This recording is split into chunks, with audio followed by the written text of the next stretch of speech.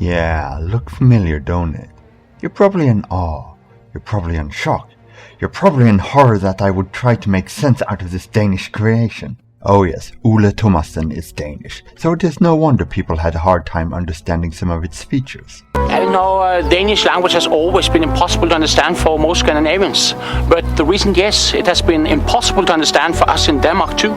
I met a Dane once. He tried to buy me a beer, I declined, and got punched in the face. But in all seriousness, I shouldn't be too hard on this guy. If it weren't for him, Alexei Novikov wouldn't have been inspired to create a JKEdit. But anyways, against my better judgment, I'm gonna try to figure out the Danish counting system and make a tutorial on how to implement multiple goals in multiple levels. To start off, we make a new level, design something.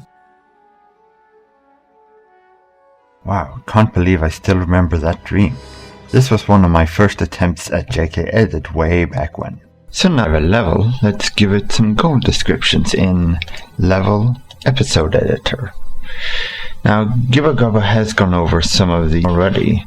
Level title is something to call the current JKE project.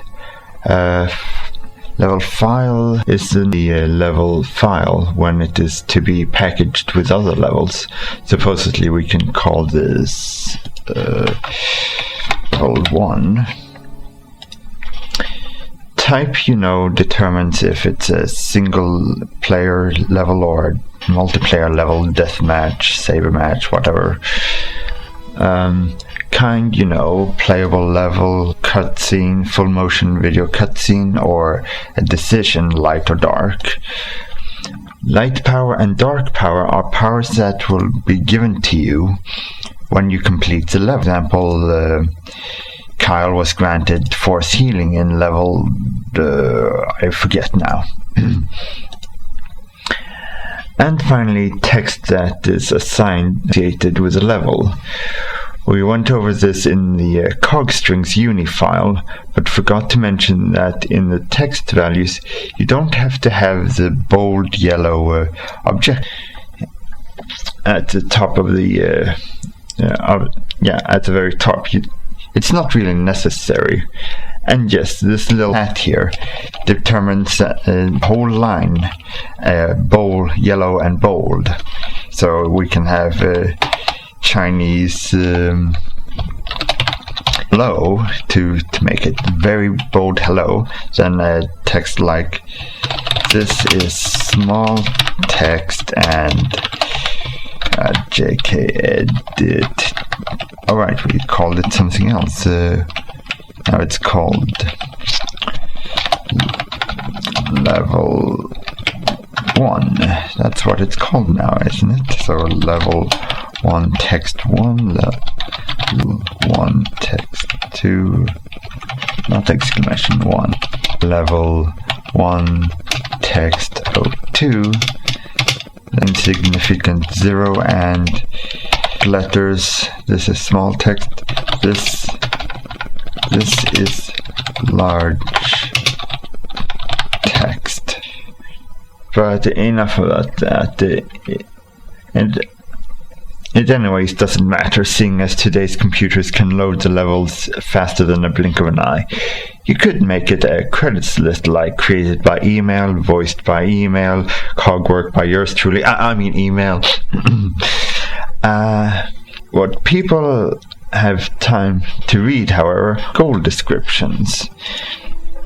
As you see, there is one. We can type activate console, and we copy that to make 1 insignificant 0 cross join, another one 1002, and enter sector. And I can go on like this with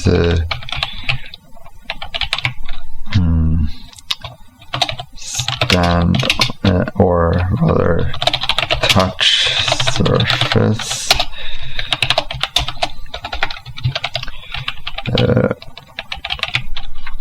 kill boss, Am I running out of space here? 4, 5. Huh, how about that? I can't go any further than this. So that means there seems to be a limit here in JK, how many lines you can see at one time. Well, I suppose that concludes this tutorial. Enjoy. Just kidding. Don't forget to update the message. Oh yeah, I've clicked cancel. Well, don't forget to update the messages here. So if we had how many lines of text here? That's 1, 2, 3, 4 lines, 4 lines of text, and if 4 goal 0101 strange 0 with enter sector, activate console.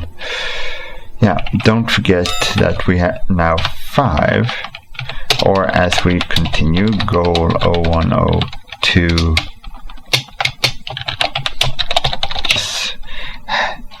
Shame one can't use tabs in this. You know something here? But if I try to tab, I'll just jump to the next field. Silly, ain't it? Anyways, we have now 6 messages. 1, 2, 3, 4, 5, 6. Include the level type, the level text, and the goal descriptions. Always important to update them. You can have a maximum of 9 objective checkboxes shown at one time, provided that each goal description fits on one line. If descriptive enough, it never will. And that's it, or far from. In order for these to show and show as completed during certain actions, we have to cog the whole thing. Yeah, you'll have to program a bit. There ain't no other way. Just thumb through a few books and you'll be wanting to program your own game. Well, I guess I could go through a bit of scripting in this tutorial. Might be an idea to also read through either the Data Master by Sabermaster or JKHub's reference pages. Now, let's go into Level, Cogs in Level, and you'll notice 2 cogs here, one Start and one Goals cog. As you can see, for some reason to be a little broken. I can't edit them, nor can I change which sector the goal will react to. Go back to level. We'll see Startup and Goals cog editor. If we look at Startup cog here, we'll see a nice small list of symbols and a long list of changing inventories. Some of it is redundant data, what game type you've got, be it Jedi Knight or Mysteries of the Sith, Capture the Flag and such. Otherwise they explain what each inventory does with the comments at the end here. The important part is at the top where you have let's see now, set inventory player 99 1000, set goal flags player 01. As it says here in the description, set goals first strings and set the first goal as displayed. The first part sets which goal set you'll be using. With the goal 01000, and so we can make that to 02000 instead for level 2 and 3000 for level 3 and so on. And in there we can do 1000 goals, not all displayed at the same time, of course. That is where the second part comes in. Set goal flags will determine which goals are visible and complete. You can also remove goals from the list by using goal flags. Player, the first goal, and clear display or clear completion. Let's close this for now and have a look at the goals cogs. Level goals cog editor. This was a little less complicated. Just one sector to test for a lol value that tests if we've been at, so the event isn't triggered twice, and our event being entered. Inside the code, we see the upon entered, check if it is the sector we are after, check that we haven't been here before, send a message to the master cog saying we completed the objective, and that it doesn't get triggered again. Now the master cog was set in the startup.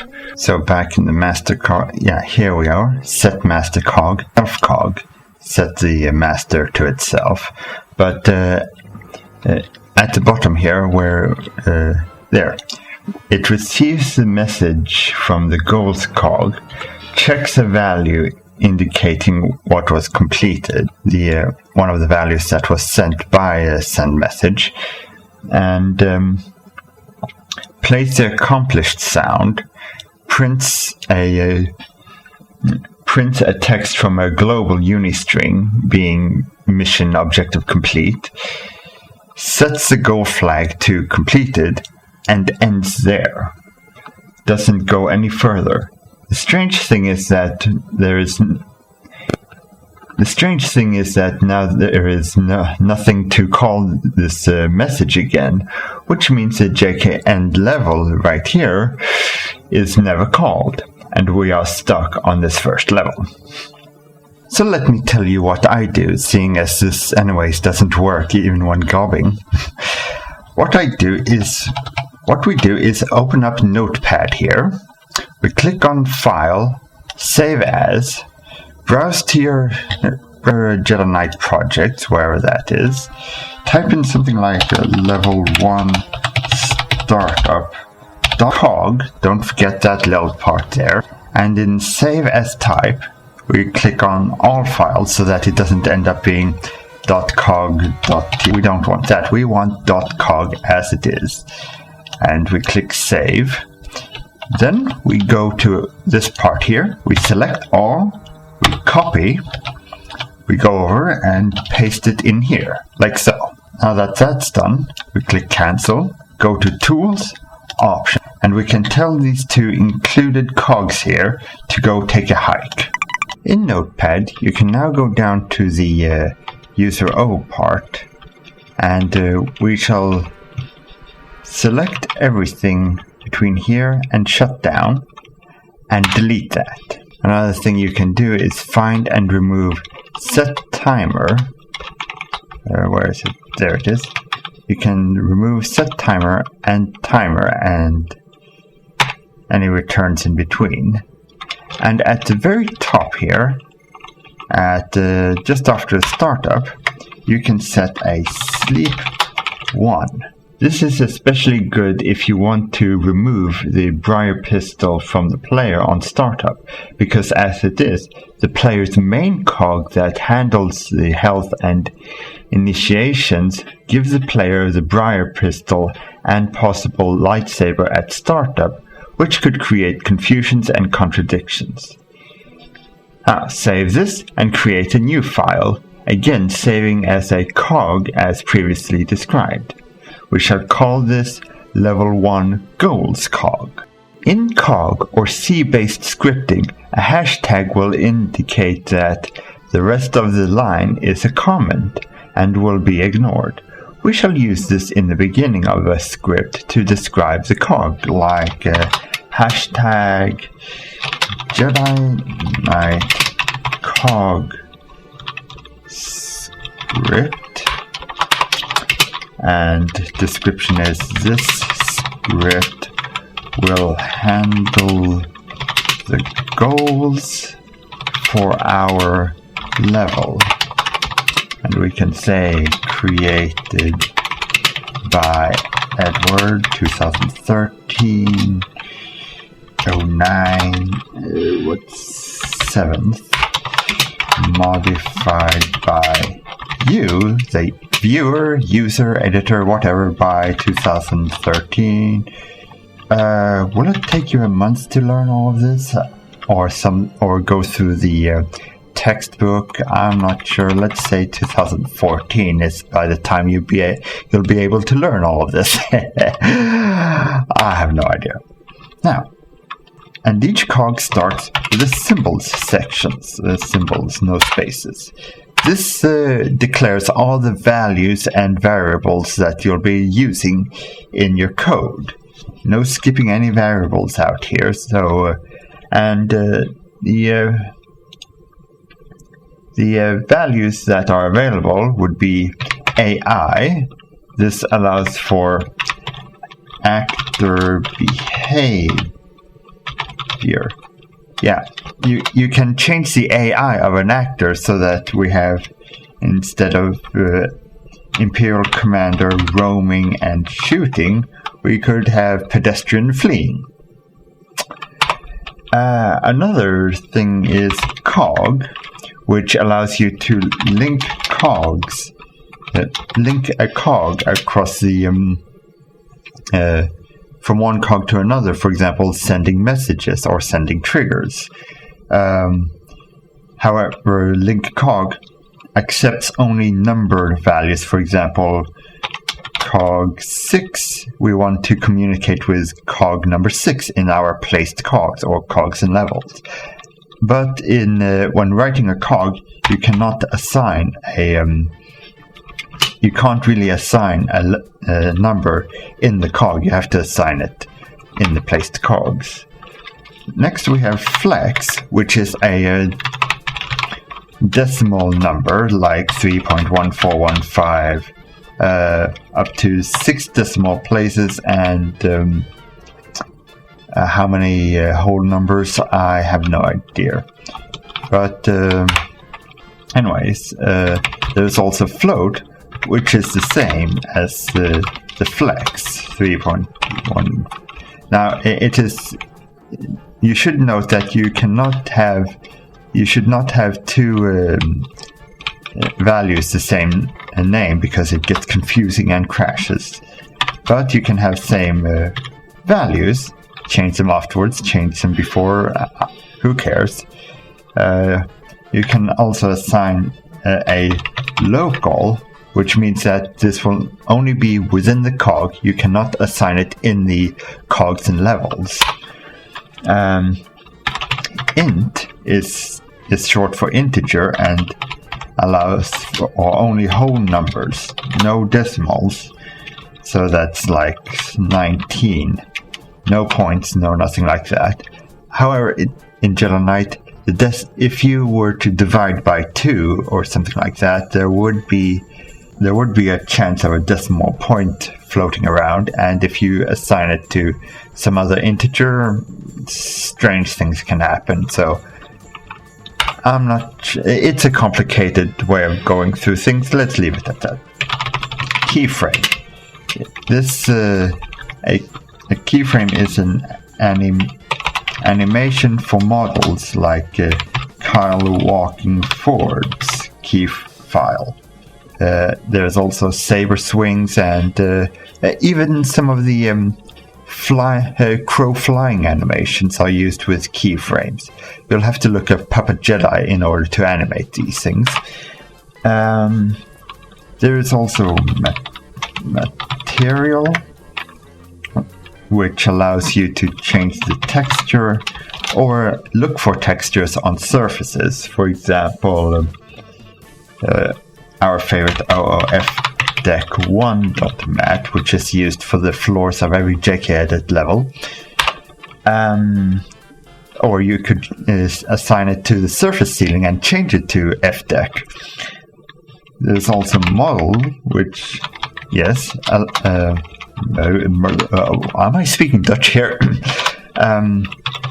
This allows you to change or look for things that have a certain 3DO file. For example, Crate or the Kyle model or one of the other multiplayer models. If you want to, for example, if you want to change your default Kyle to another multiplayer character, you could use this.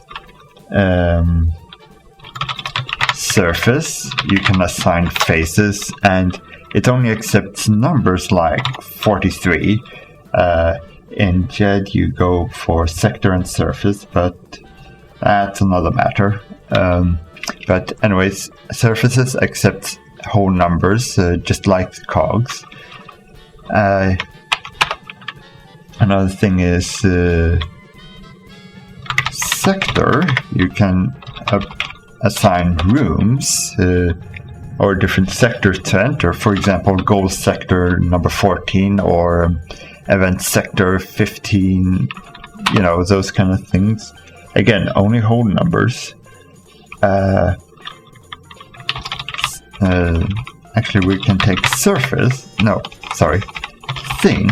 These are the objects you can assign. Again, assigning a number like 23. So you can assign thing, change to model.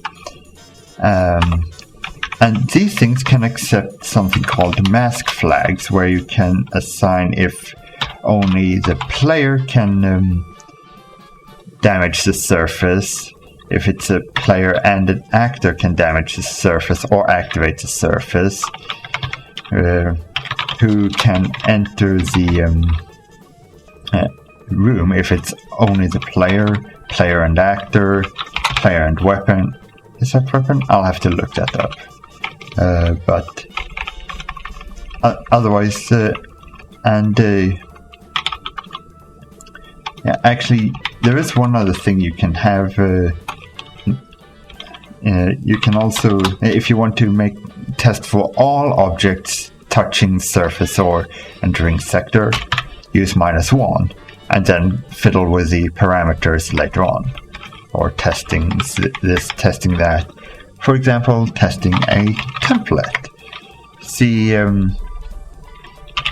for example, creating a new object would be like plus raildet 2. For example, if you want to shoot raildets all over the place, create new thermal detonators, grenades, or if you want to test an object if it's a particular template that you've created or exists or whatever. There is also sound. To play a sound, play a noise. For example, O1 Cantina Band 02 WAV. You know that music. Yeah. Actually, accomplish1.wav is a more appropriate sound to have, because that's what we're going to talk about. Goals, yes?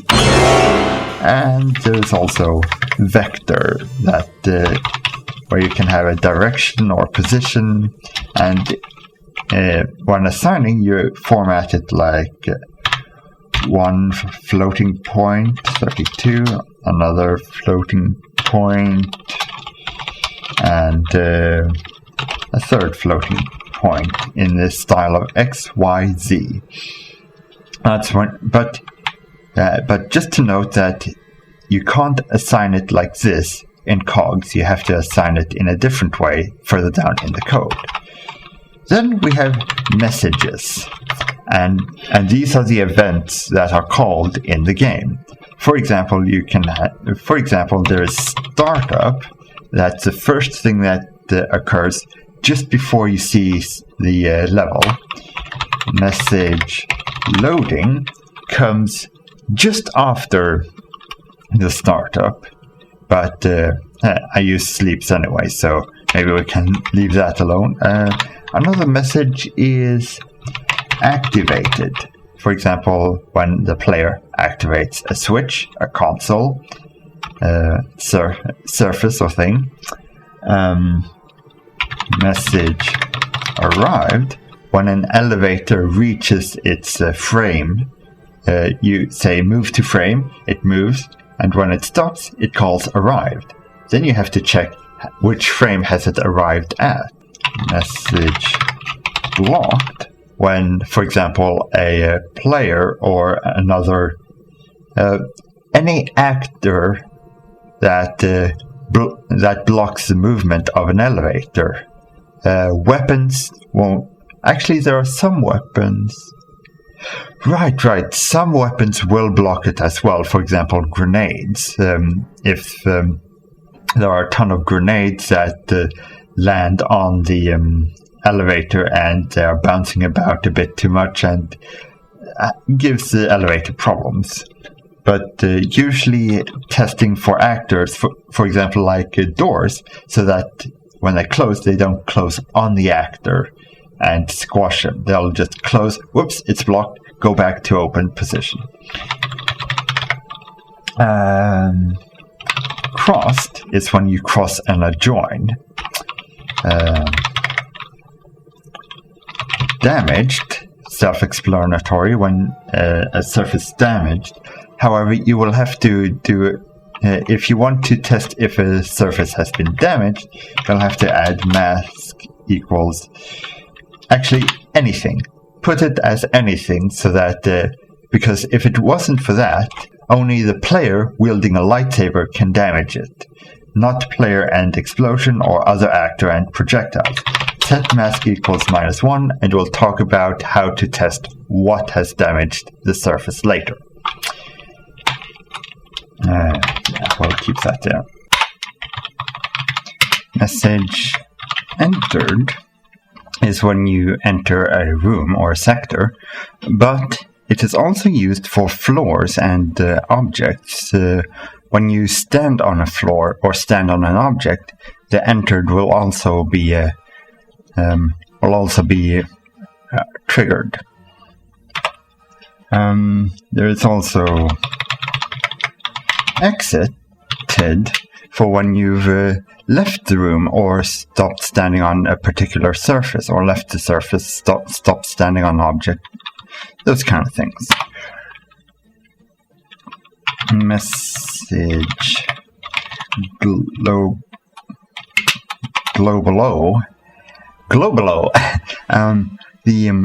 This you can send using the send message command. You can send a message to the globalo to so that all players on a multiplayer game will receive the same message or something to that effect. I prefer to use users. Message of killed is when you kill an actor or the player gets killed. You will have to test for that in various ways, but killed. Now, this one thing about killed, it can be used against bosses like Dark Jedis to test if they've been killed. That's it. We end the level. But the thing is, again, if only like so, you will it will only test that the player killed the actor with the saber. So again, we have to go through mask.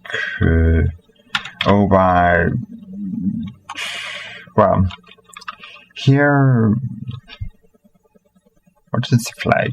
0/4 killed by an actor. Add an 8 to that, killed by a weapon, which would make it C. Yes, hexadecimals. Count it. 1, 2, 3, 4, 5, 6, 7, 8, 9, A, B, C, D, E, F. 10. And it can killed by an explosion. Killed by cog, making another C. Killed by a player. You know what? -1. And if it was and then we test if it was by a player or if it was by someone else. Otherwise, we could force the player to kill the boss properly using the lightsaber. I mean, we can't end the level just because the boss fell down a pit or got hit by a rail detonator, now can we? Now, message pulse. You set the pulse to be pulsating every 1 second, 2 seconds, half a second, a tenth of a second. And then this event will be called every so often as a heartbeat.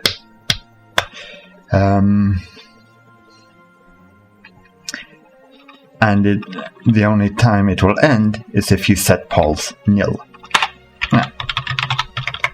Message removed is when an object is destroyed for some reason, either through the cog it says destroy thing, or destroy thing, or a weapon hits the skybox or sky surface and disappears. Then removed is called. Sighted is when the player sees an actor or an actor sees the player. I can't remember which way around it is now. If I sighted, the player sees another actor. That's when this is called. Another message here is known as touched. When you touch a surface, a sector, or thing, when the player touches it, or if you want another actor to touch it, again, go to the mask flags. When touching a surface or a thing, you can't touch anything else. Weapons don't touch each other. Structures don't touch each other.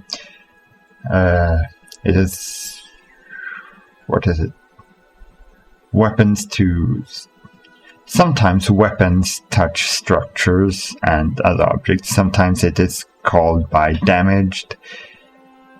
It's complicated. Moving on.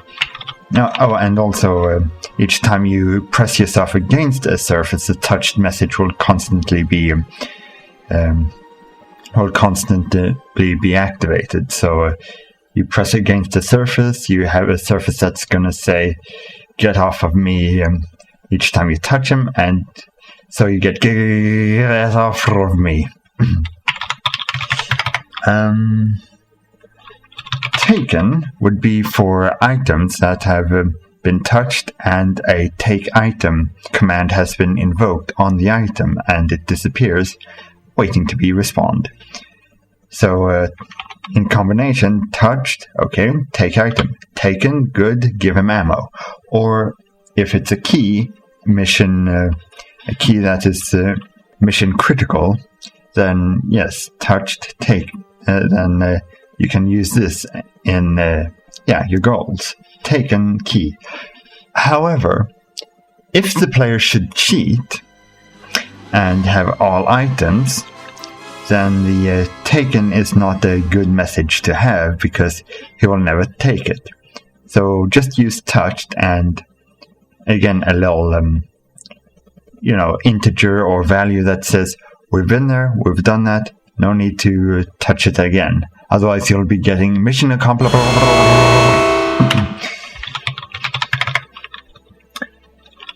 Timer is a one-time timer event. You set a timer. For example, you have a lot going on. You've got sleeps, you've got weights, you've got things happening, but you want also a certain timer to go off in the middle of all this action. So after 2 seconds, even though the elevator hasn't reached its frame, timer goes off and we say hello or something to that effect.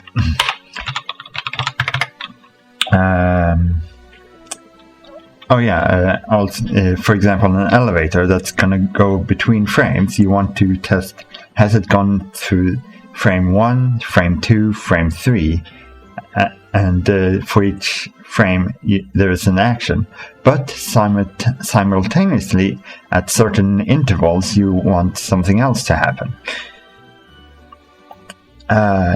I'm getting sidetracked. No, not necessarily sidetracked. Yes, sidetracked. We were supposed to talk about goals, but I'm also going through some of these things as well. Trigger is used mostly in multiplayer games where you want to trigger a specific event to all clients. Some of these actions aren't synchronized, so you may want to use that. Or if you really want to be absolutely specific to unsync something, Then you use trigger to call one player, for example, the host. The host takes care of mathematical equations and then sends the results to the rest of the players. For example, player 5 activates something. Okay, is this object busy? We have to ask the host for that because we don't want too much stuff going on. And then the host calculates, is it busy? Yes, it is.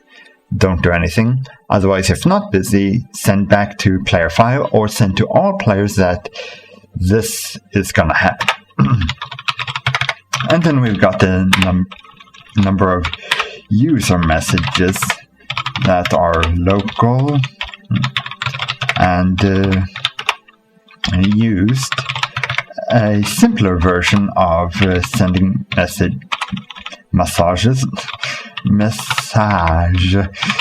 to various cogs and specific cogs. You see, with trigger, it will send to all cogs, and all triggers in all cogs will pick it up and handle it. So we'll go into details about how to make the trigger only happen on certain cogs. It has to do with an ID. So with these user 0 to 7, you can send messages to different cogs, to specific cogs, left and right. For example, if one cog is becoming too much of coding and hard to keep track of, I'll just split it up. On the one side, we've got the cog that handles the doors. On the other side, we've got the cog that handles the goals, for example. If you want to split it like that, door activated, send back to goals cog to complete mission number 5, was it? Or was it 10?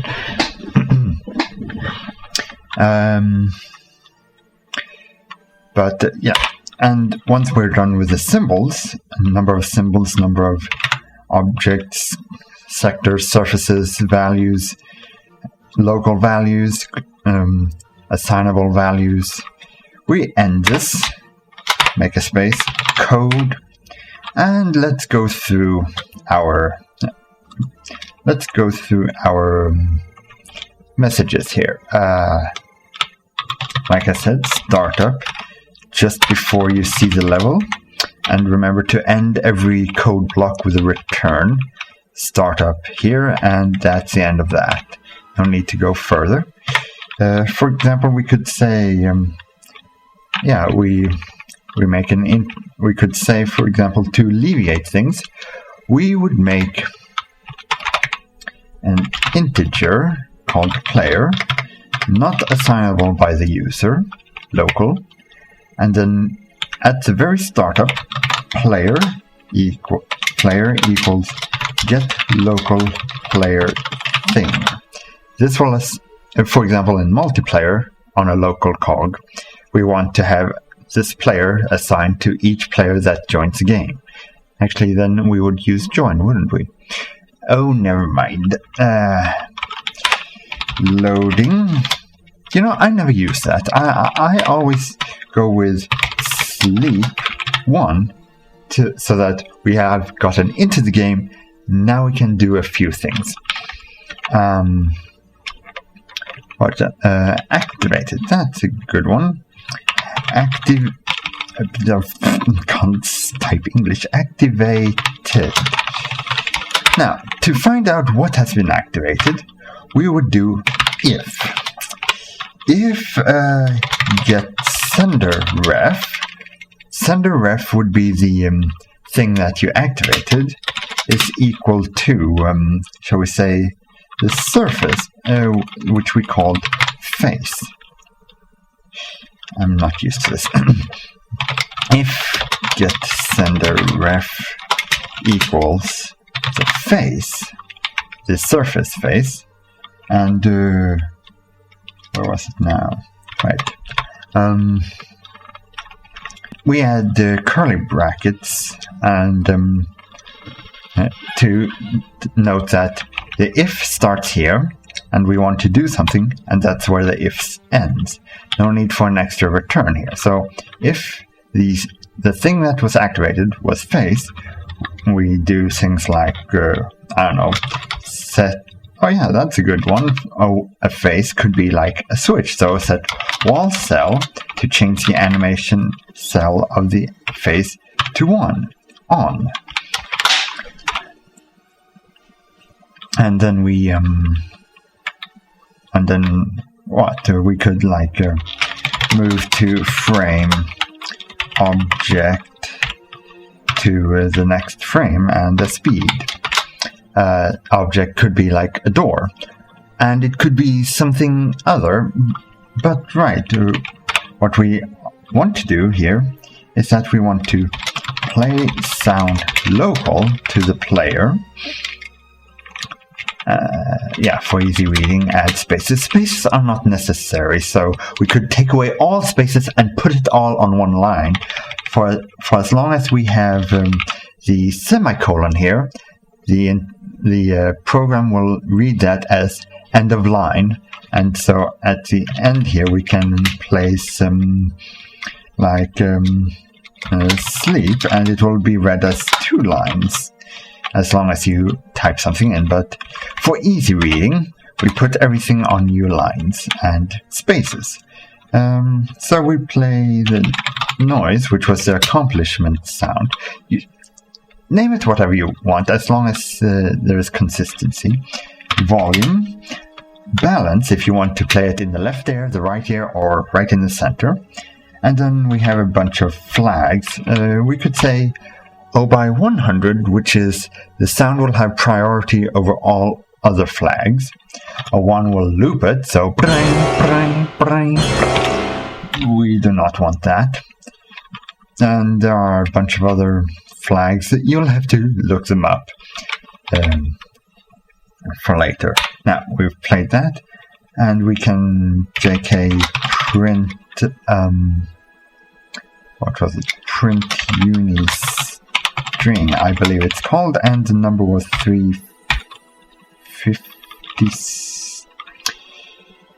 I have no idea what the number is, but you can either use that, the global number, as we saw in the Goldscog once upon a time before I removed it, or you could use your custom 1005 numbers, 1000 your custom unistring 1000, 1005, 1000 something. Or what do we have? We could also just, if you don't want to hassle with the cog strings uni file, just say print and done and dusted.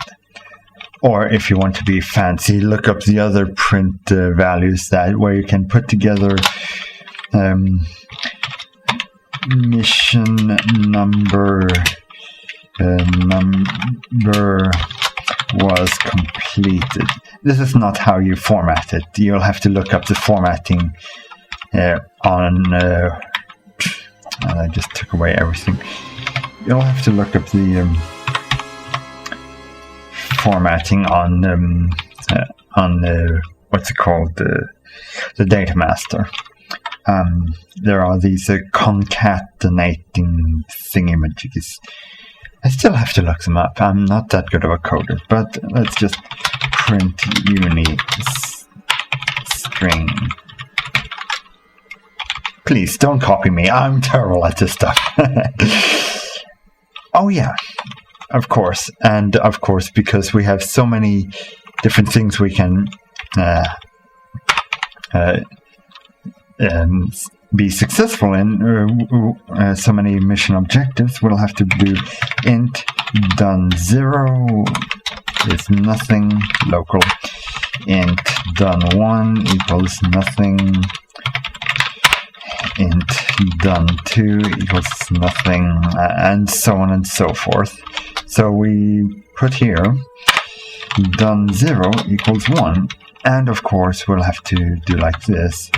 If done 0 is not equal 0, return. In other words, stop the execution of this file.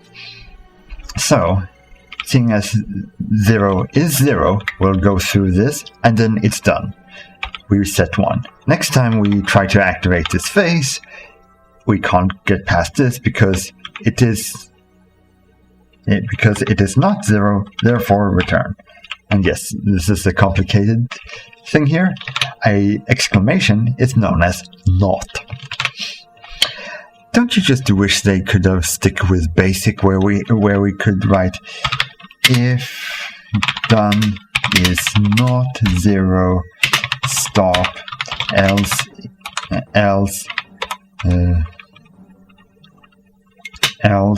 then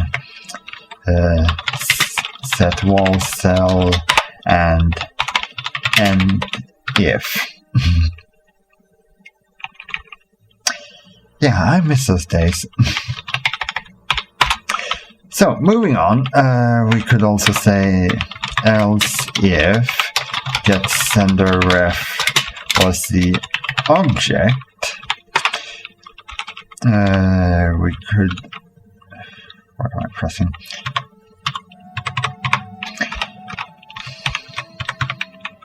If it's the object, there's another thing. If getSourceRef, the thing that activated the object, if it is equal to the player, then we can go ahead and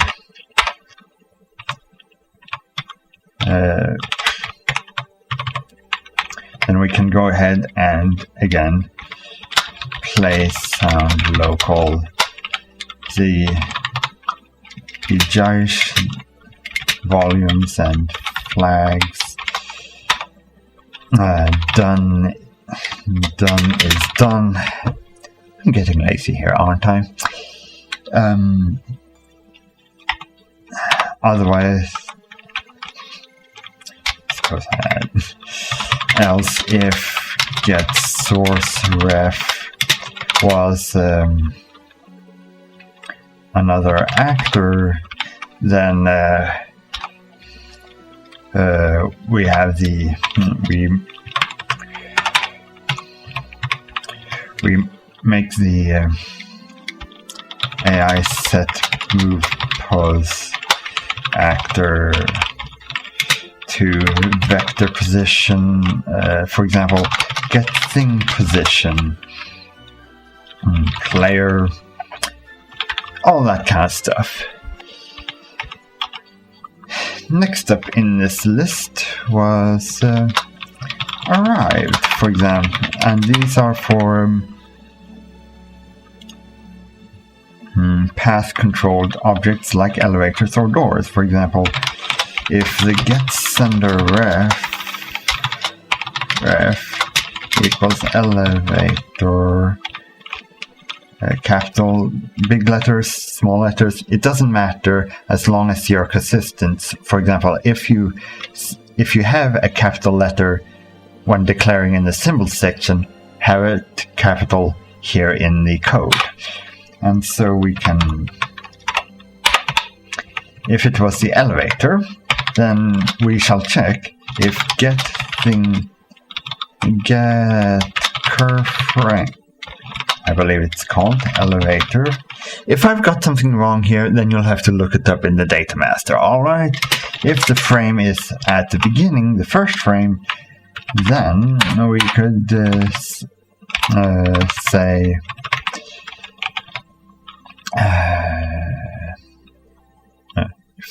if it's at the beginning, then we I don't know, place right, we could, for example, set wall cell of the calling buttons or directional buttons. Call button 1 or 0 because it stopped, therefore no more activation. Else if getCurveFrame elevator equals 1, we have reached our goal. Then again, place sound local noise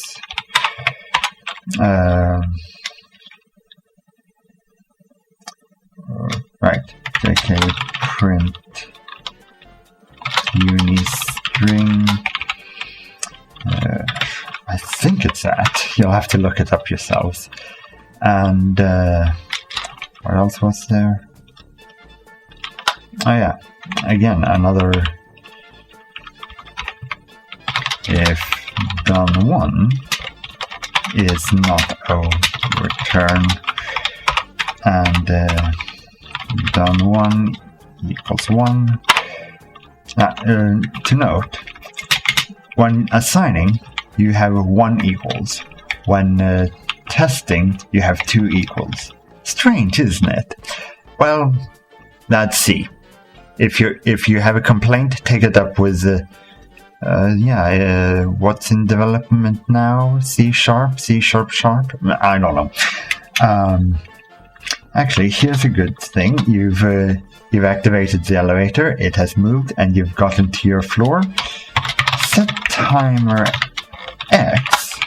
We shall use X here so that we can set 100 timers at the same time or in different places, and they will execute on when each timer is done, and we know which timer has been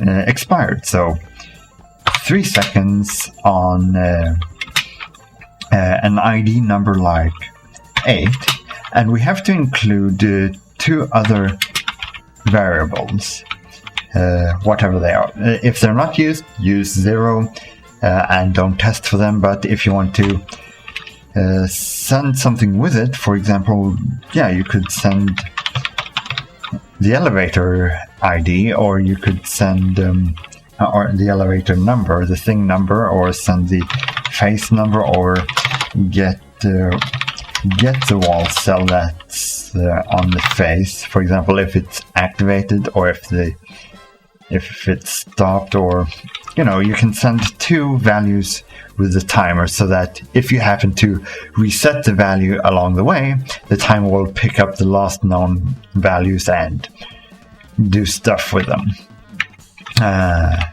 So anyways, I've set 3 to 8. We'll get to the 8 later. Then on our list we have blocked, which we'll wet on. Blocked.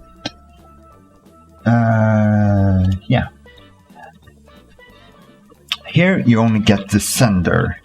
If get sender ref would be the elevator, we could stop thing elevator, or now here's the thing, we are not sure in which direction the elevator is going, so that means another integer value to say that when we've activated the elevator,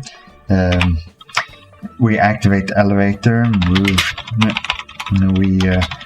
move to frame elevator to we activated up at a speed. Then we should say also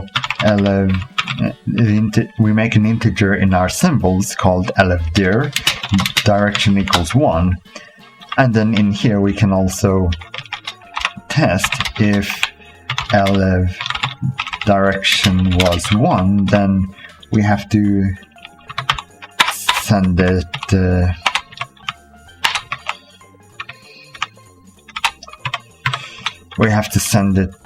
in the opposite direction. Move to frame elevator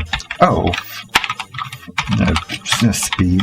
Oh yeah, why not? Send it straight down immediately.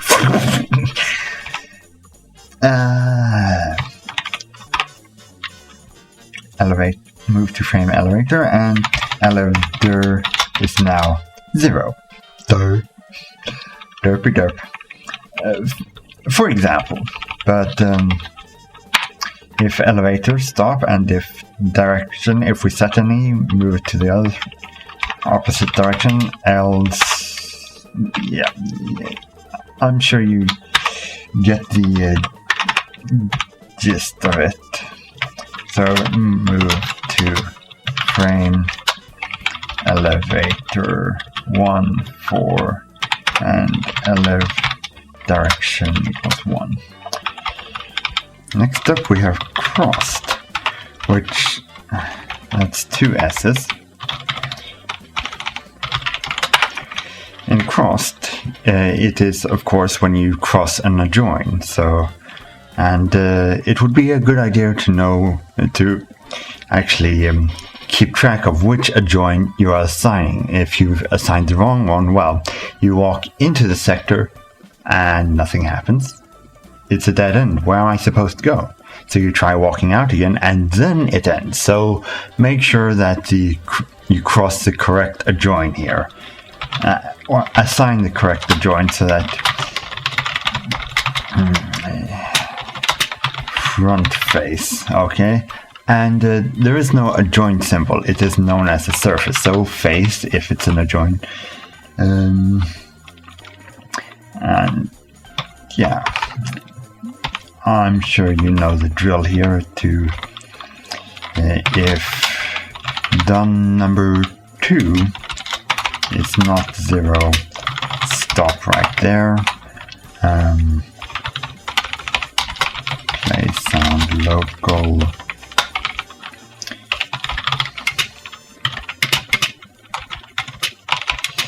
Oh, bow, doe, a deer, a female deer.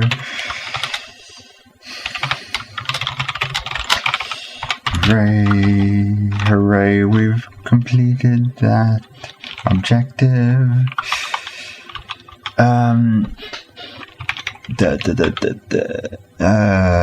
Yeah, damaged. This can, now comes the fun. Oh, yeah. Also in crossed, you can also test who crossed it. And again, you need to add the mask flags at the top there. And we can, if get source ref equals player, or if it was by an actor, here you can now damage.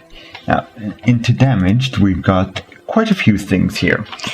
We have if get sender ref was the object or face. You know, test one of those, for example, damage an object, yes? And then we have a couple of parameters. So, and if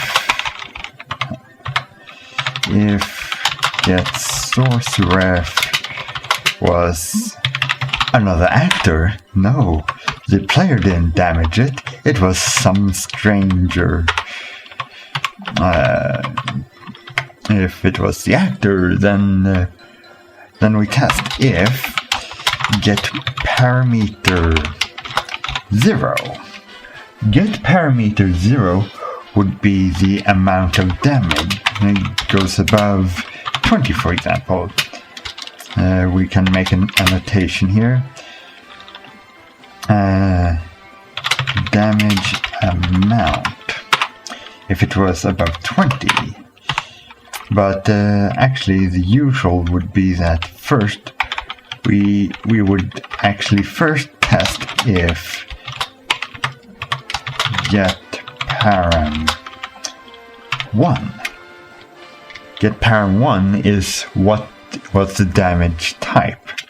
And it is in fact flagged, so you have to actually test with an AND sign. Strange, isn't it? But this tests if 1 was set in a bunch of flags. For example, if we were to send 20B, if the damage was 20B, then we would actually be testing in the flags damaged. We'd be testing if okay.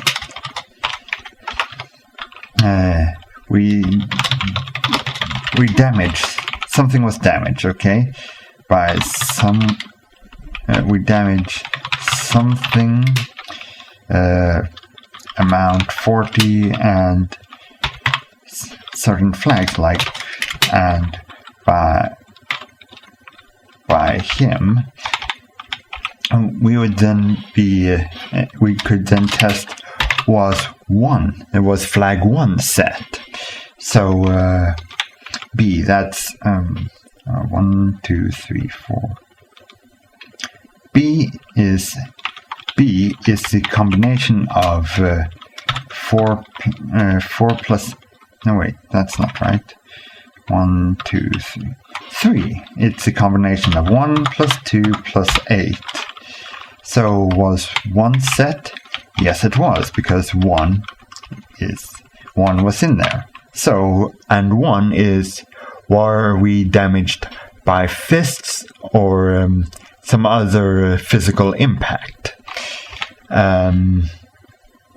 Actually, not quite true there, but let's just say this hurts your health and bypasses the shields. Were we hit by an energy blast? Were we hit by an explosion? Were we hit by force power? Were we hit by a saber? Are we being damaged because we've been in the water for too long? In other words, drowning. And were we splattered against a surface? Don't we just love those things? Yeah, so we can test. First, we test if Parm 1 was it damaged by energy. Okay, good. Was it more than 20%? Was it more than 20 units of damage? I don't know how they count it. And then I guess, again, play sound local, and heck, we could destroy thing, what we damaged, the object, create thing, yeah, the template, new object, could very well be an explosion. We set it as failed detonator, but you know what, look up the templates or assign new. Right, of course, for this to work, we need to put this above, because if we try to create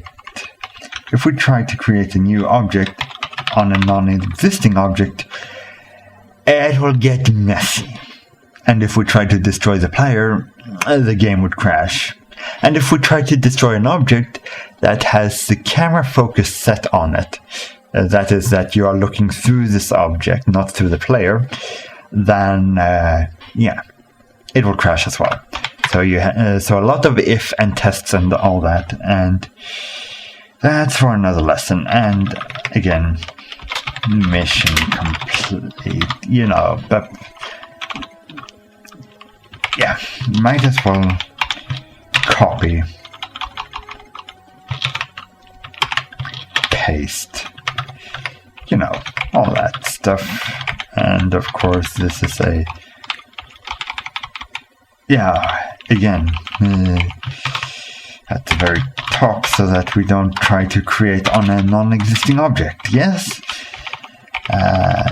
Done number 3, yes, and done 3 equals 1. Yeah, I forgot to change that here. Yeah, always. I'm trying to teach you something here, and if I'm not professional here, then you won't be professional either. And remember to end your brackets accordingly.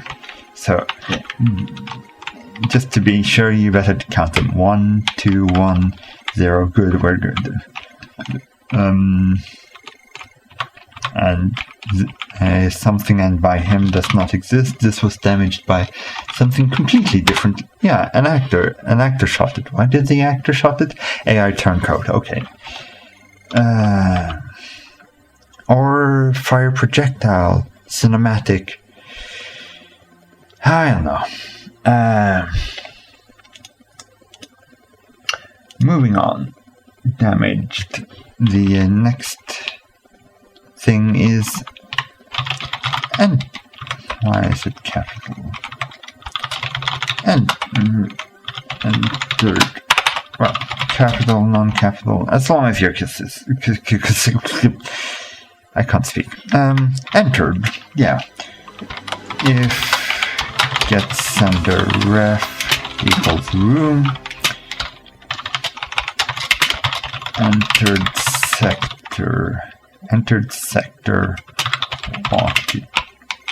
sector pass a join into sector or teleported. One of those things may have happened. So yeah, but as I mentioned, else if get sender ref equals face walked onto floor. Yes, we walked onto a floor, and we could use this like on a pressure plate. If you don't want to make an actual object that sinks into the ground, we could just have, a floor pressure plate texture that you step on and oops, here comes the boulder. Run, Indiana, run! Go, Macraco!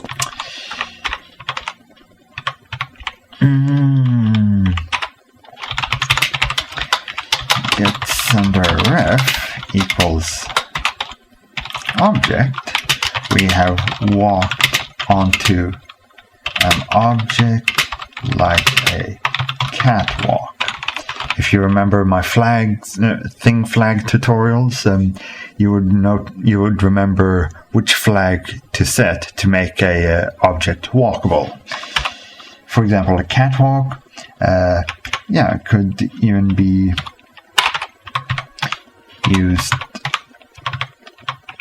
as you walk onto an elevator and it moves straight ahead. So we could say, do I want to type through all these objective completed?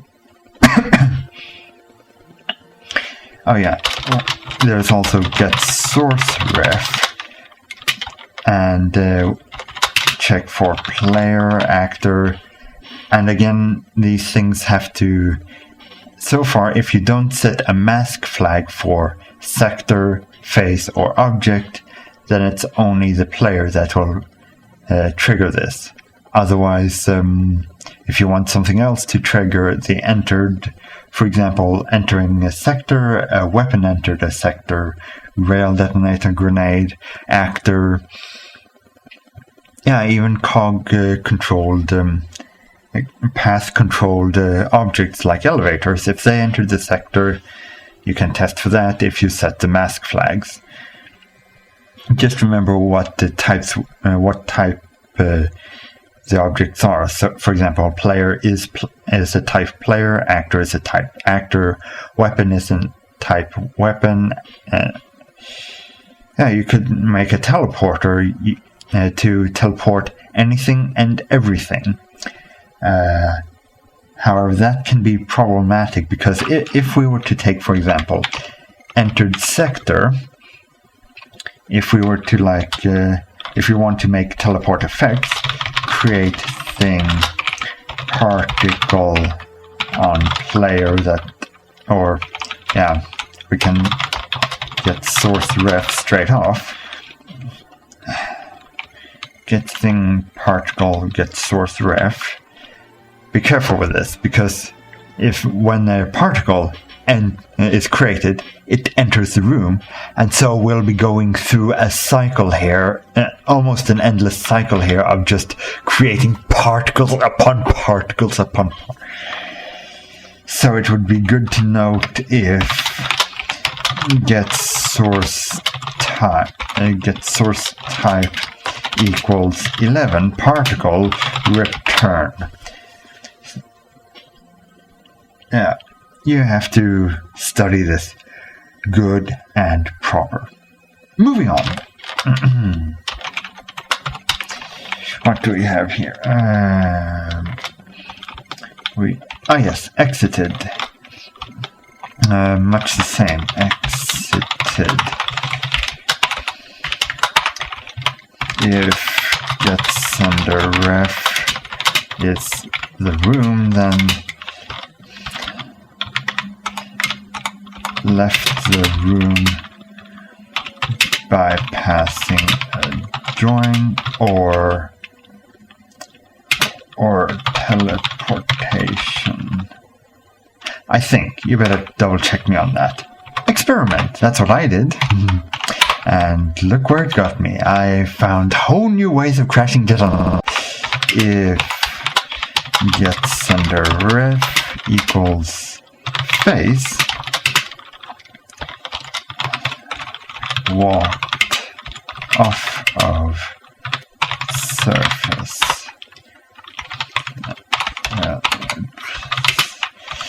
Eli, the almighty God of, getSenderRef equals object walked off of elevator catwalk walkable and all that. That's a little bit. I'm getting tired here. Where's my coffee? Oh yeah, I don't drink coffee.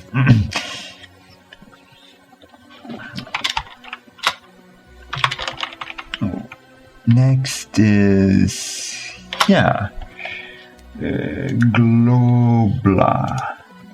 global like user, and besides global, where did that come from? Global O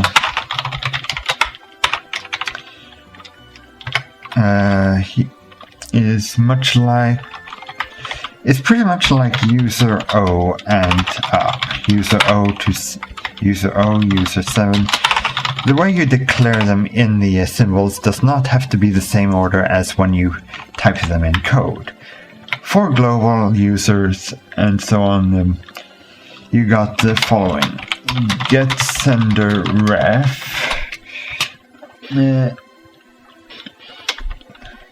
equals cog that's sent, that used send message X, for example. And now that's not a proper way of making a variable, so we could use link cog. Was it that cog that sent it?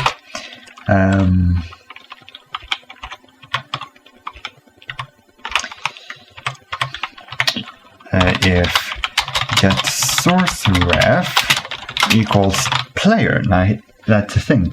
Source, the player that sent the message.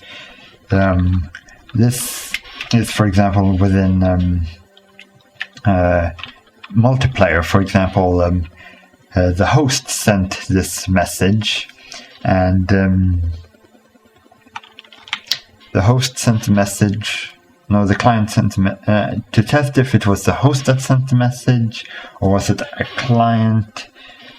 But in multiplayer, I'd rather stick to triggers, so we can sort of forget about this. We have a few, and then we have 4 parameters.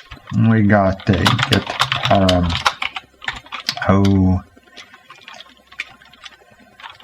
we can, when send message X, we send to a cog, we send the user 07 global, what have you, let's say user O, and then we can send 4 parameters with it. For example, we could send, for example, if we want to we synchronize some properties of an object, like we say elevator get current frame elevator. We also want to get wall cell of a face, and get thing flags of the player. Or if we just want to send the player, yeah, all depends on, yeah, complicated, isn't it? To send information between different, or we could also use, no, user O also works as an ID. User O to find objects of a long list. For example, yeah, we are looking for, for example, there's a limit to the number of symbols you can declare, and so you split it up on several cogs. And so, yeah, we want to find user O. We want to find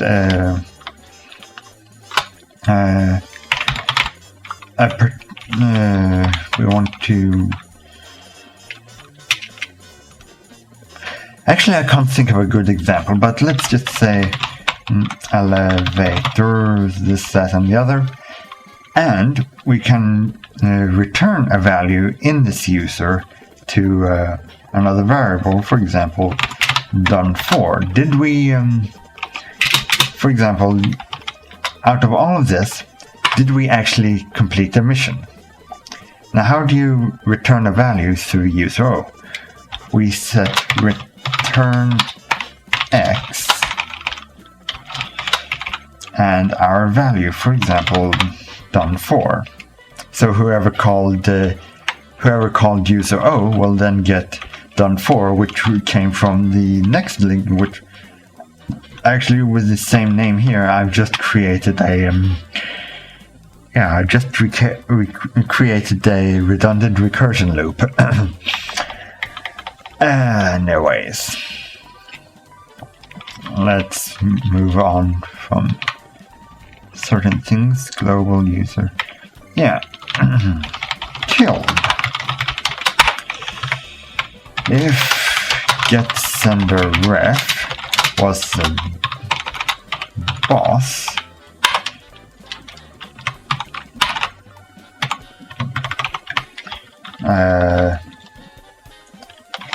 imperial threat nullified. Yeah. Killed. Yeah, we actually, yeah, killed, damaged, more or less the same thing, except for that we I forgot to take that into account as well. For if get source ref equals player, not always true. It is a complicated thing here, because in damaged and killed may not always be the player that the source references to. It could actually be the explosion that killed or damaged, or it could be the laser projectile that killed it, or damaged, killed, whatever. So there's a bit of testing here. We have to get thing parent, or if get source ref equals player, and so we test that. Else if get thing parent of get source ref equals player.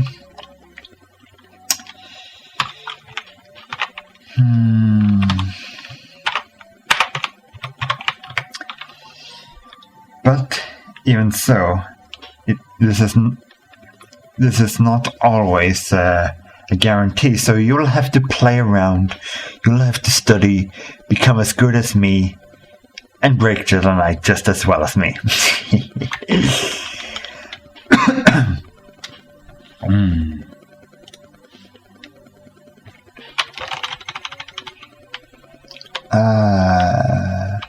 Yeah, here we go. Set pulse seconds dot mils. Yeah, that's how you do it. You have a decimal something here. For example, let's take 4.8 is 10 times the beats per minute in a song, being 125, but let's say pulse every 1 second, pulse 0.1, pulse half a second, pulse so fast, here's the thing, use this if you want to pulse so fast, if you want to call the pulse every refresh frame. And so in pulse, each time this happens, let's spam hello on the screen. Yay! But you could also pulse once a second to check if getting sector player equals room. This is an alternative to entered, but this time you will always every second know if he's in the room, and for that we can, of course, why not alert all other players that he has entered the Baghdad tank. And also good if you want to have a healing room for so heal thing player by 10%, 10 units, 10 something. That's one way of doing it. To stop a pulse, set pulse null. Okay, you got that? Good. Moving on. After pulse, yes, removed. There is, in pulse there is one. What is it? In pulse there is one. There is one other thing you can do, but that's mostly for class cogs or captured objects in a cog. Set thing pulse object and the number, and so in pulse we'll have to get sender ref to retrieve the object that is pulsating. It's known as a heart, isn't it? But we may get into captured objects, or someone else will do it some other time. Oh, you learn. In removed, we check. There's only one thing to check. If get sender ref equals object. If that object was removed, then congratulations, you've removed the object that was part of the mission. Again,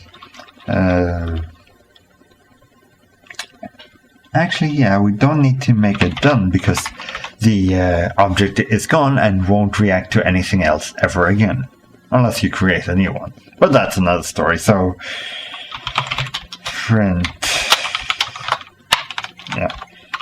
JK print uni string 350 noise. You get the gist.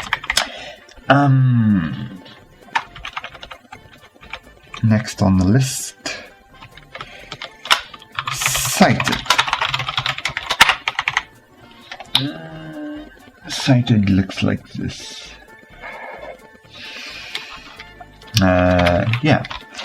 Get sender if get sender ref equals an actor. This is if player sees actor. For example, let's say he sees boss. Then we can, for example, start a dialogue.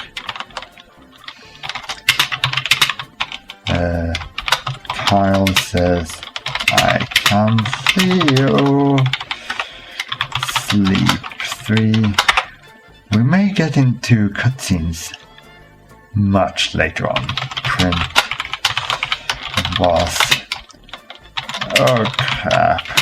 My camouflage. Well, actually, sighted would be, even if invisible, and persuasion. Oh crap. My hiding spot has been discovered. To something to that effect. And of course, for it not to go again, done. What are we on now? 5 equals 1, and if done 5 is not 0 or equals 1, then again we may actually be expanding on the numbers. For example, we have only 1 done to test. Yeah, we can test a global done, a variable like that. Global done. If global done is not 4, that we haven't gone through 4 objectives, return. Otherwise we have gone through 4 objectives. So so now it's 5, and we won't come back to 4 because it's now 5. Logic? There's a lot of logic in programming. You'll have to know the logics. And no shortcuts.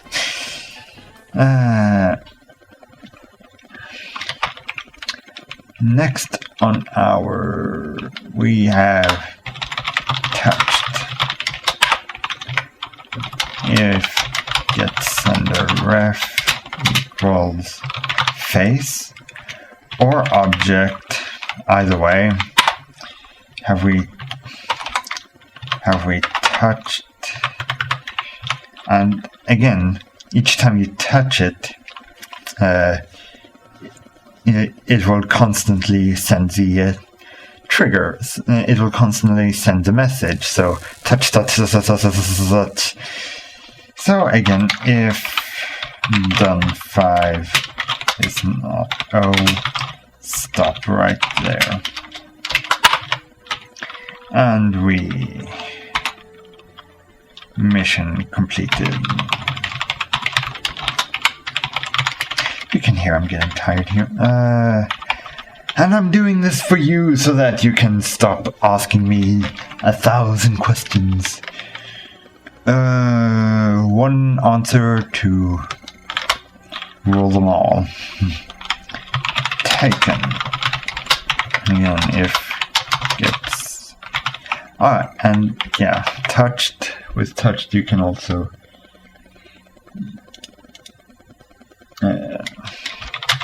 get source ref. Who was it that touched it? Was it the player? Yeah. If get source ref equals was not the player, shall we say, then return.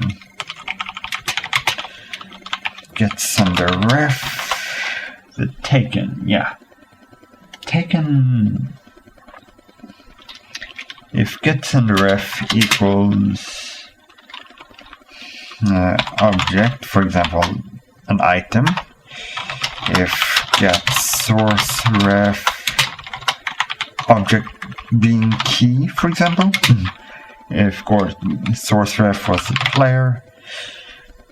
Yeah, well, I think mostly known in what's it called in multiplayer to use getSourceRef. Haven't known a actor to take an item, but it can work if you program it that way. Touch taken. Ah yes, we've come to the timer. So here we actually check for getSenderID. What was it we set once upon a time? 3 seconds until 8. If we've reached the 8, then we can, what is it? Then yeah, 3 seconds after we could also check if get param 0 equals 0 or get param 1, the two last numbers after the 8, if you remember. We can check that, but otherwise, after 3 seconds of completing a mission, that's it. JK end level. And a 1. Now, here's the thing. You have to have a 1 or a 0, and this indicates a successful mission or a failed mission. Where does this come into? Well, in the episode editor, or multi-level editor, you got this go to A and go to B, and this is where you can end the level on a decision. If it was a completed, successful completion, then end on go to A. Then go to A, which would go to the level assigned in go to A. If it was a failed mission, then go to B, going to the level that was assigned to B. Also used in decision of light and dark. But most notably would be the cutscene, the level of the falling ship.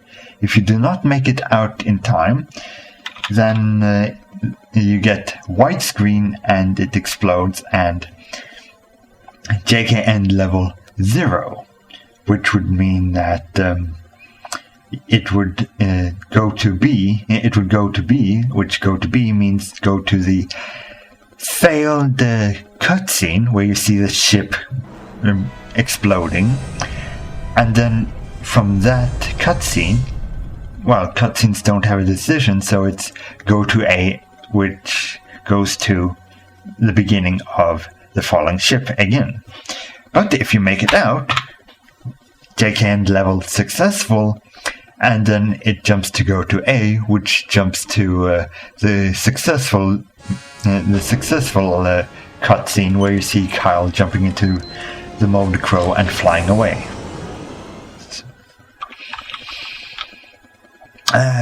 Complicated? Just note that end failure and successful. And seeing as I don't think you'll be doing any special coding, or maybe you've learned enough to do special coding, so I don't know, stick with one. That's all you need to know. Failure, success. Right, there was one other thing that I forgot to put in. Shutdown. This is called when the game ends.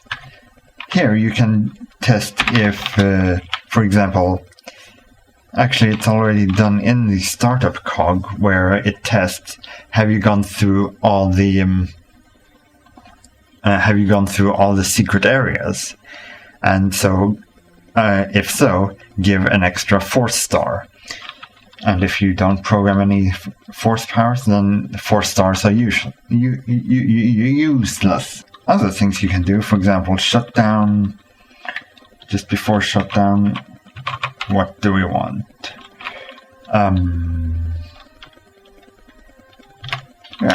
Set inventories, for example. Put them all back to 0, or yeah, that would be nice. You were knocked out, and now the player no longer has his briar, or any of his other weapons, like he doesn't have the railgun. He no longer has rail charges. You know, things like that on the shutdown. You could also do it on the startup. 1 second after player initiation. Set inventory player 9-0, no conch rifle, and select weapon player fists, for example.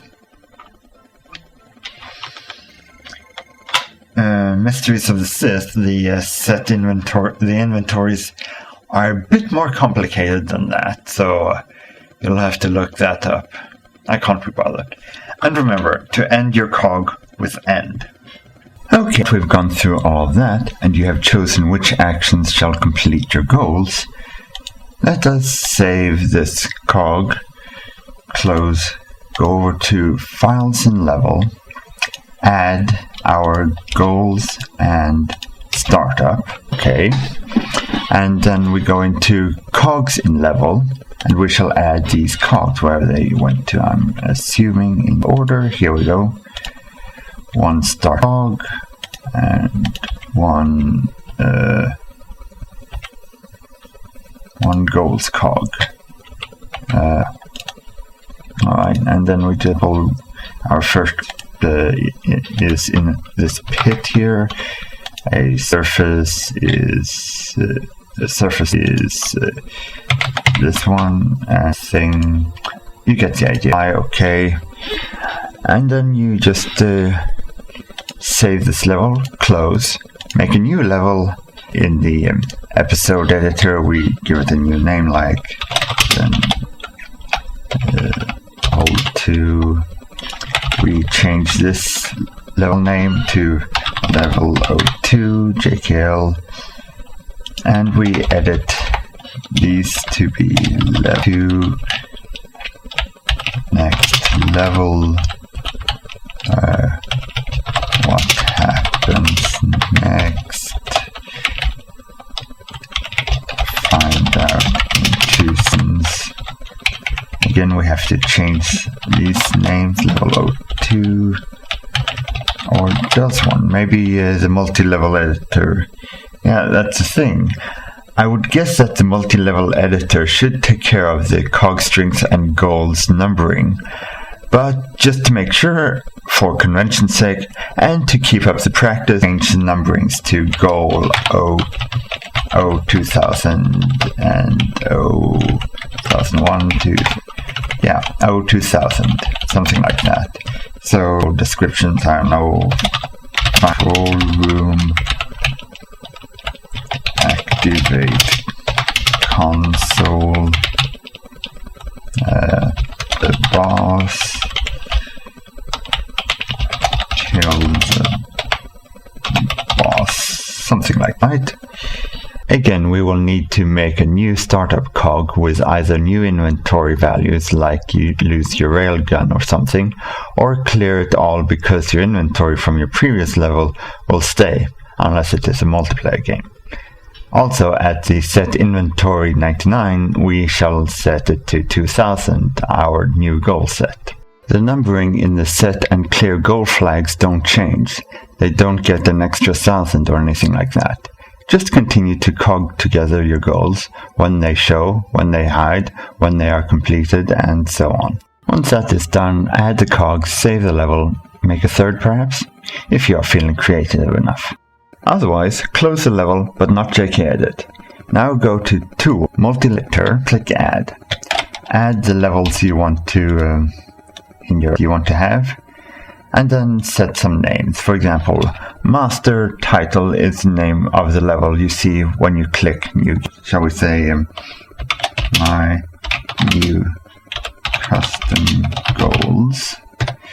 Master Type, to what the game type should be for all the levels. So that's single player, single user, multiplayer, deathmatch. But level title is the name of each level.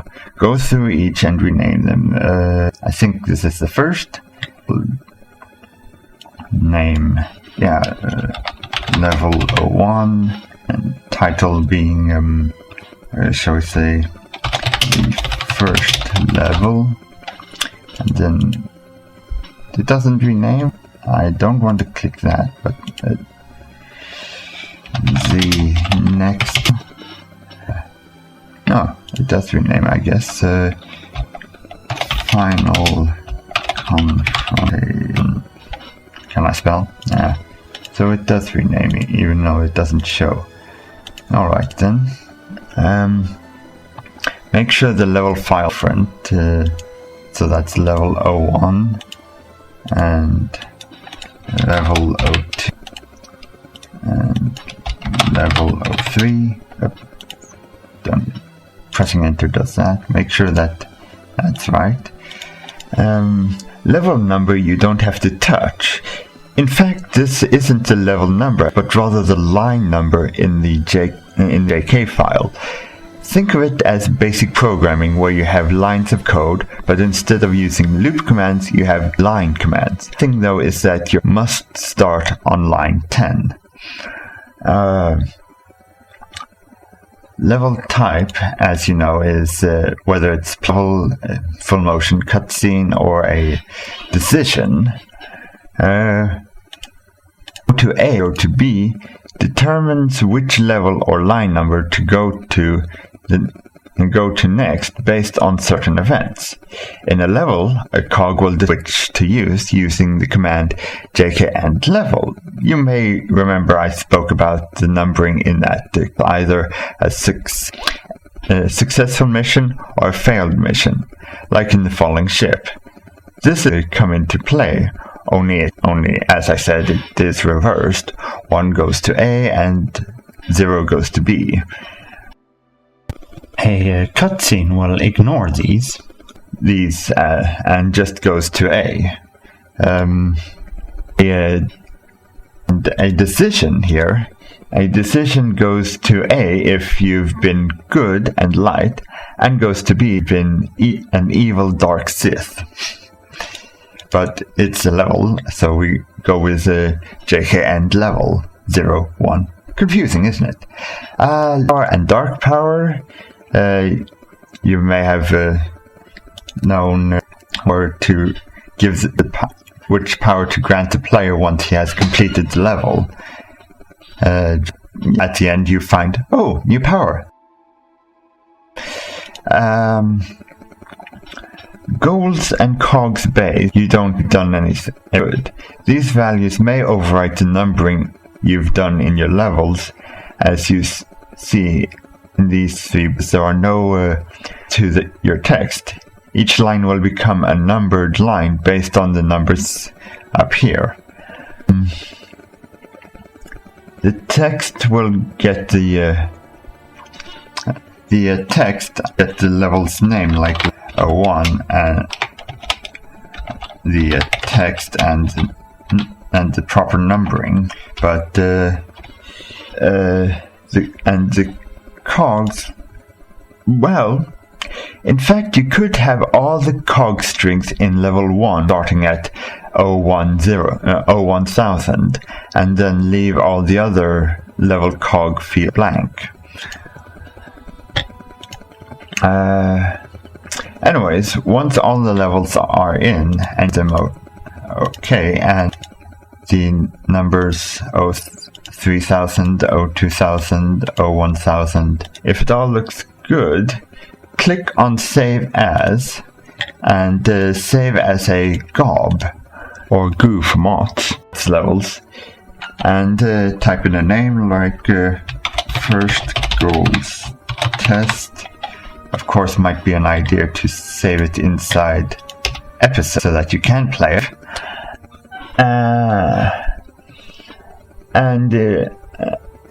And all your goals, should you program them, we hope. If something's amiss, maybe you've programmed it wrong, renumbered something wrong, or since I don't trust JKEdit to 100%, manually create the cogstrings.uni and episode.jk file and move all files into Container Manager.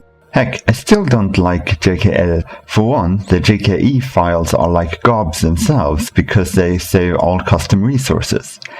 Sure, if you lose a file, it is always there, but if you still have the file, that is double the space waster. And if you use that same resource in several levels, that's several more times the space used. Plus, JKEdit doesn't handle this smartly when packaging. It seems to save everything. If we take Operation Nar Shaddaa as an example, we can see that there are resources that reoccur in all the levels. Seeing as Dan imported them into all his JKE files, they get duplicated for each level. So, my suggestion would be to save your levels as JKL files, manually create the episode.jk and cogstrings.uni file, make sure you have all your custom resources accessible, open Container Manager, create new JKGOB or GU, and drag all your files into it. Okay, maybe not the JKEs or any other unused files.